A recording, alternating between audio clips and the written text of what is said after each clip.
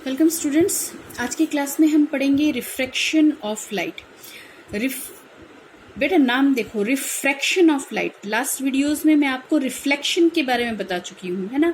तब हमने कहा था कि लाइट हमारे पास क्या होगा कि पहले रिफ्लेक्शन की थोड़ी सी बात कर लेते हैं, ठीक है। हमने कहा था मान लीजिए कोई ओपेक हमारे पास कोई ओपेक सरफेस है, ठीक है, और लाइट आके यहाँ पे टकराई और टकरा के वापस चली गई। और मैंने आपको बताया था कि जहाँ पे लाइट रे मीट करेंगी वहीं पे आपका क्या तैयार होगा, इमेज तैयार होगा, राइट, ठीक है। तो लाइट रे जब आई, किसी सरफेस पे टकराई और टकरा के क्या चली गई वापस, ठीक है।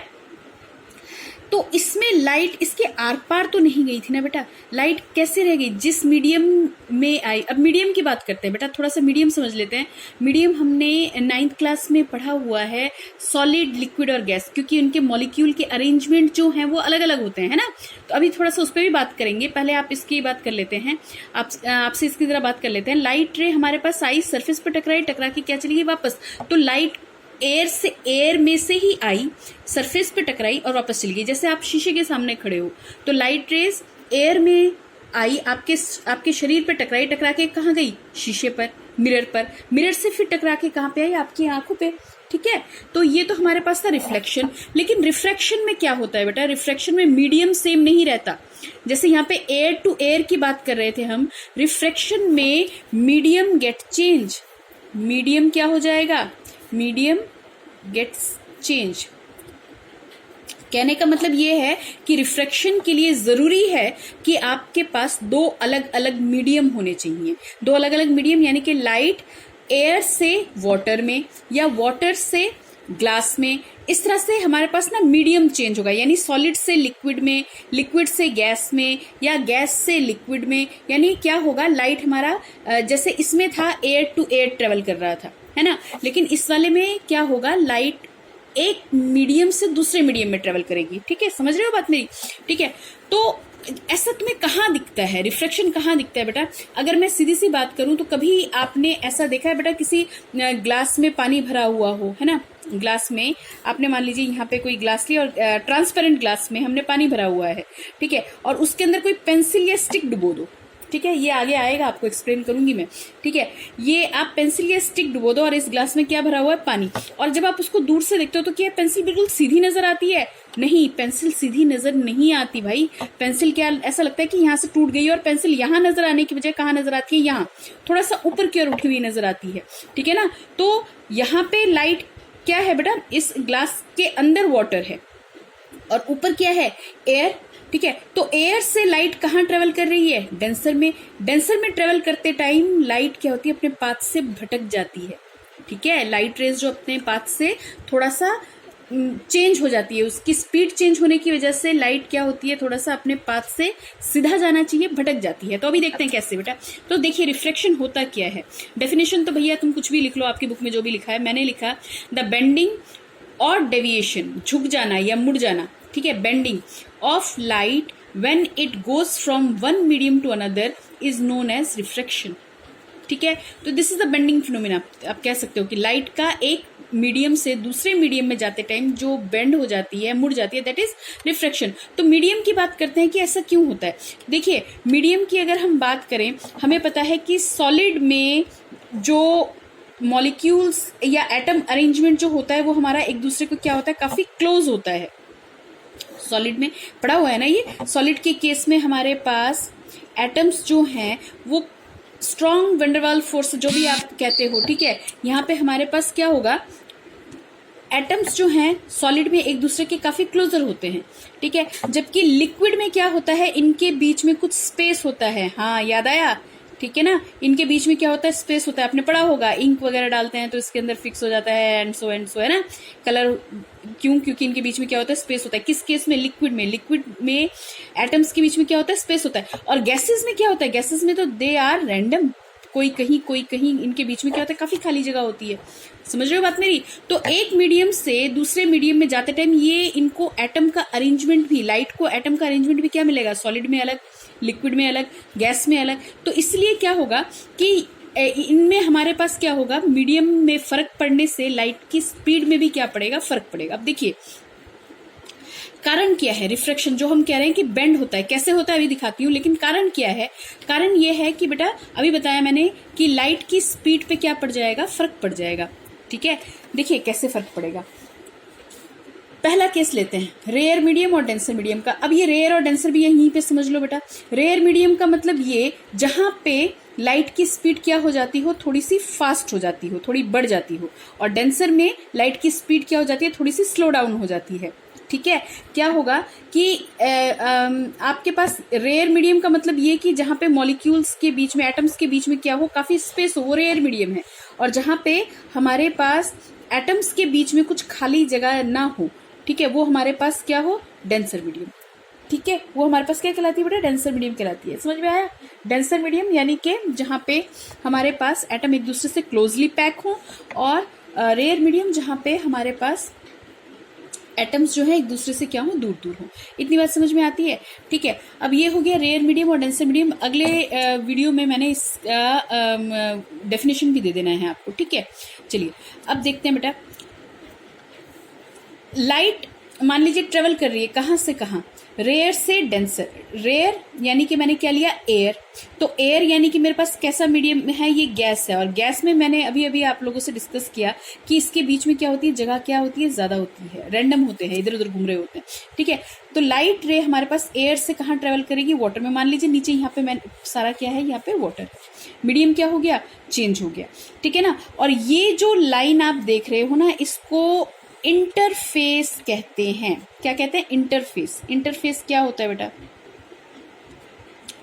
इंटरफेस होता है वो लाइन जिसके जस्ट ऊपर क्या है, एयर, और जस्ट नीचे क्या है, वाटर। ठीक है, वो लाइन जिसके जस्ट ऊपर हमारे पास क्या है, एयर और वाटर, या यूं कह सकते हो आप कि जहां पे एयर और वाटर मीट कर रहे हो, दैट इज इंटरफेस। फाइन, तो लाइट रेज, अच्छा इसके पिछले वीडियो में भी मैंने आपको बताया था कि लाइट रेज जो ओब्लिकली आएंगी सिर्फ वही ट्रेवल करती हैं। ठीक है, जो परपेंडिकुलर यानी 90 डिग्री बना के आके टकराएंगी वो बिल्कुल कैसे निकल जाएंगी, सीधी। ठीक है, अच्छा देखिए क्या होगा कि लाइट रेज आके टकराई इस पे, भैया ये टकराई। ठीक है, इसके टकराने पर क्या होगा बेटा, यहाँ पे लाइट रे कहाँ से आ रही है, एयर से, और कहाँ पे एंटर करना है, वाटर में। तो एक काम करो, नॉर्मल ड्रॉ कर लो। हाँ, पहले भी हमने नॉर्मल ड्रॉ किया हुआ है ना, नॉर्मल यानी परपेंडिकुलर आप ड्रॉ कर लीजिए, इंटरफेस पर परपेंडिकुलर ड्रॉ कर लिया। लाइट रे आई, एयर की सरफेस से आके कहाँ पे टकराई, यहाँ पे, तो इसको क्या मिल रहा है, यहाँ पे वाटर, डेंसर मीडियम मिल रहा है। तो रेयर से डेंसर पे लाइट जब ट्रेवल करती है तो बेंड हो जाती है नॉर्मल की तरफ। बेंड हो जाएगी कहाँ पे, नॉर्मल की तरफ, याद रखिएगा। ठीक है, तो देखिए लाइट आना कैसे चाहिए था, लाइट को कैसे आना चाहिए था, लाइट को आना चाहिए था ये सीधा, क्योंकि हमें पता है कि लाइट कैसे ट्रेवल करती है, सीधी ट्रेवल करती है ना। आप लोगों ने एक्सपेरिमेंट किया भी होगा, कार्डबोर्ड लगा लो, उसके सामने ये कार्डबोर्ड लगा लिया आपने, और कार्डबोर्ड में हर एक जगह पे क्या कीजिए, यहाँ पे होल बना दीजिए। यहाँ पे अगर आपने मान लीजिए कोई कैंडल लगा रखा है, आप यहाँ से देखोगे तो लाइट आपको बिल्कुल सीधी नजर आएगी, है ना। तभी हमने एक्सपेरिमेंट एक किया था कि लाइट हमारे पास कैसे ट्रेवल करती है, स्ट्रेट ट्रेवल करती है, स्ट्रेट पाथ पे ट्रेवल करती है ना। तो लाइट को ट्रेवल तो करना चाहिए था भैया सीधे पाथ पे, लेकिन क्या हुआ, लाइट हमारे पास क्या हो गया कि एयर से वाटर में आते ही जैसे ही मीडियम चेंज हुआ, लाइट अपने रास्ते से क्या हो गई, अपने रास्ते को छोड़ के बेंड हो गई। इसकी स्पीड में क्या आ गई, कमी आ गई। ठीक है, रेयर से डेंसर में ट्रेवल करते टाइम लाइट की स्पीड में क्या आ जाती है, कमी आ जाती है। किसकी तरफ मुड़ जाती है, नॉर्मल की तरफ मुड़ जाती है। ठीक है, अब देखो इसका उल्टा केस देखते हैं बेटा। अब मान लीजिए लाइट हमारे पास कहाँ से कहाँ ट्रेवल कर रही है, डेंसर टू रेयर। लाइट कैसे ट्रेवल कर रही है, डेंसर टू रेयर। वाटर कैसा, लिक्विड मीडियम। लिक्विड मीडियम में एयर के मुकाबले एटम्स जो होंगे वो क्या होंगे, ज्यादा पास होंगे। किसके मुकाबले, एयर के मुकाबले। एयर में तो इधर उधर रैंडम होते हैं। ठीक है, तो अब देखिए फिर से हमने क्या ले लिया, वाटर और एयर का हमने इंटरफेस ले लिया। लाइट हमारे पास यहां से ट्रेवल करके यहाँ पे आ रही है। ठीक है, फिर से मान लीजिए कि लाइट ट्रेवल कर रही है, कैसे, ओब्लिकली ट्रेवल कर रही है।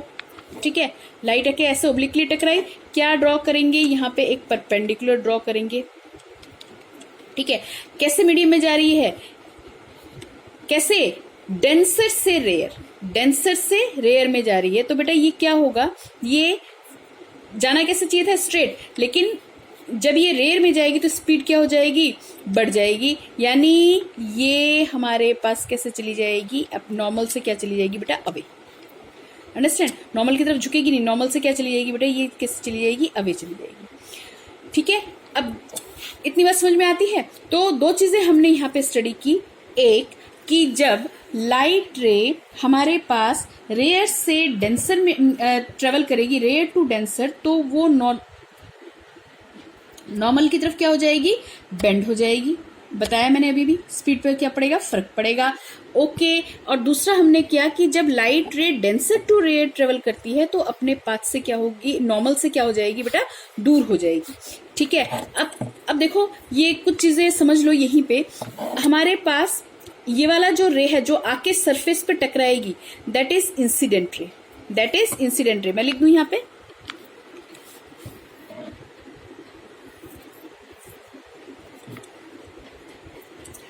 ओके ठीक है, जो लाइट रे आके सरफेस पे टकराएगी दैट इज इंसिडेंट रे, जो आके टकराएगी इंसिडेंट रे, ये हमने पिछले रिफ्लेक्शन पढ़ाते टाइम भी हमने किया था। और जो टकरा के दूर जाएगी या पास आएगी वो लाइट रे हमारी क्या होगी, रिफ्रैक्टेड रे, रिफ्रैक्टेड रे। फाइन, ठीक है। तो जो ये जो एंगल बनाएगी इंसिडेंट रे नॉर्मल के साथ, हाँ बताओ क्या, एंगल ऑफ इंसिडेंस आई, और जो नॉर्मल के साथ रिफ्रैक्टेड रे बनाएगी उस एंगल को हम नाम क्या देंगे, आर। क्लियर बेटा, ठीक है, इतना समझ में आया। बिल्कुल यहाँ पे भी बना लो अगर आप चाहते हो तो। यहाँ पे ये बन गया आपका एंगल ऑफ इंसिडेंस आई और this is angle of refraction R. Okay, चलो एक ग्लास स्लैब ले लेते हैं बेटा, ये एक्सपेरिमेंट आपके कोर्स में है, ग्लास स्लैब लेके बात करते हैं। ठीक है, देखिए हमने एक ग्लास स्लैब ले लिया, कांच का मोटा सा टुकड़ा होता है बेसिकली। ठीक है, तो ग्लास स्लैब में हमारे पास ना यहाँ पे पिन विन लगा के कुछ एक्सपेरिमेंट तुम लोग करोगे। ठीक है, ग्लास स्लैब यानी कि कांच का एक मोटा सा हमने टुकड़ा लिया हुआ है। ठीक है, और इस पे देखेंगे कि रिफ्रैक्शन कैसे होता है। देखो, देखिए एक डायग्राम हमने बनाया है। ठीक है, ये मेरे पास इंसिडेंट लाइट रे आके टकराई, पहले इस वाले सरफेस पे देखना, AB पे देखना। ठीक है, तो ये इंसिडेंट लाइट रे आके यहाँ पे टकराई, बेटा कहाँ से आ रही है, एयर से। कहाँ पे लाइट ट्रेवल कर रही है, ग्लास में, यानी कि रेयर टू डेंसर ट्रेवल कर रही है। क्या होना चाहिए, लाइट क्या होगा, नॉर्मल की तरफ बेंड हो जाएगा। ठीक, लाइट क्या होगा, नॉर्मल की तरफ क्या हो जाएगा, बेंड हो जाएगा। लाइट की स्पीड क्या हो जाएगी, कम हो जाएगी। कुछ हमने ऐसे ही अभी तक पढ़ा है। ठीक है ना, तो ये लाइट रे आके कहाँ पे टकराएगा, इस सरफेस पे टकराया। कौन से पे, लाइट रे एक बार ग्लास के अंदर एंटर किया, ग्लास से कहाँ आएगा, बाहर आएगा। ठीक है ना, तो लाइट रे जब बाहर की तरफ ट्रेवल करेगा तो यहाँ पे हमारे पास क्या होगा कि अब ये जो लाइट रे है, इसके नाम दे दे कुछ, ये नाम दे दे कुछ बेटा, इसको नाम दे दो P और इसको नाम दे दो Q। तो ये जो लाइट रे है PQ, ये लाइट रे मेरा क्या होगा, अब इंसिडेंट। ठीक है, यानी कि लाइट अब कैसे ट्रेवल कर रही है, ग्लास से कहाँ पे ट्रेवल कर रही है, एयर में, ग्लास टू एयर ट्रेवल कर रही है। तो ग्लास में मेरे पास क्या हुआ, डेंसर मीडियम, एयर में क्या हुआ, रेयर मीडियम टू। तो when it travel from denser to rare medium तो क्या होगा, नॉर्मल से क्या हो जाएगा, अवे। अब यहाँ पे 3 अलग अलग नाम हो जाएगा बेटा, दिस इज इंसिडेंट रे, ये जो अंदर आया दैट इज रिफ्रैक्टेड रे, बता चुकी हूं मैं, और ये जो लाइट निकल के बाहर की तरफ चली गई ना, दैट इज इमर्जेंट रे, दैट इज इमर्जेंट रे। ठीक है बेटा, तो ये तो हो गया रिफ्रैक्शन का इंट्रोडक्शन। अब नेक्स्ट वीडियो में मैं रिफ्रैक्टिव इंडेक्स वगैरह के बारे में बताऊंगी आपको। Okay, thank you.